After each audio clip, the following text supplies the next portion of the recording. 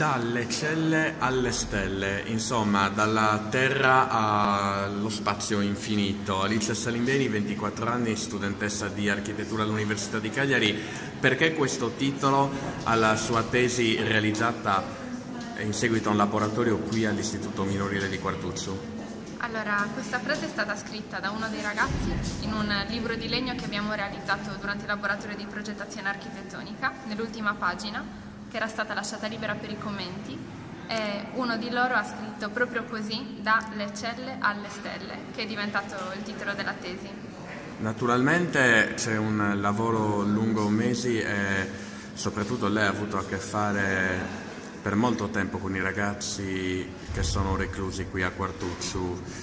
Che storie sono emerse, che racconti sono emersi?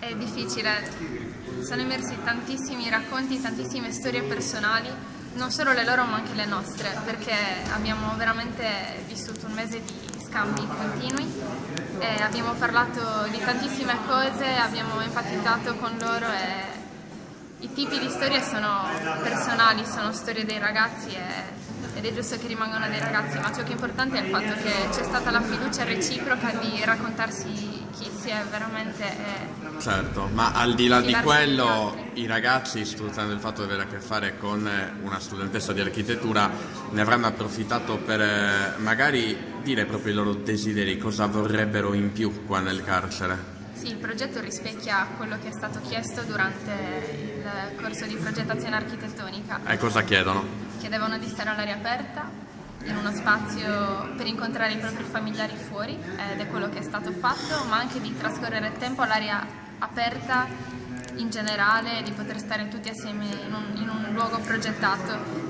E il progetto infatti risponde a queste esigenze, quindi si è creato uno spazio per il tempo libero e per gli incontri con la famiglia all'aperto, mentre le educatrici chiedevano di avere uno spazio all'aperto in cui incontrare i ragazzi e il modo in cui è stato progettato risponde anche a questa terza esigenza. Poi il fatto che l'abbiamo fatto tutti assieme appassionatamente è ciò che ha fatto la differenza. Visto con gli occhi di una ragazza di 24 anni, il carcere di Quartuzzo è comunque, lei lo vede architettonicamente parlando, ma non solo, come un buon carcere? Anche o ha questa è delle una domanda pecche? difficile. È un carcere che è stato riadattato da carcere di massima sicurezza a carcere minorile in 5 giorni. Di conseguenza i suoi spazi non si adattano alla funzione di far vivere dei ragazzi adolescenti, ma progetti come questo possono aiutare a migliorare gli spazi in maniera che si leghino anche alle persone che ci vivono. E forse al momento in cui non è possibile certamente ristrutturare per intero il carcere, piccoli progetti come questo possono fare la differenza.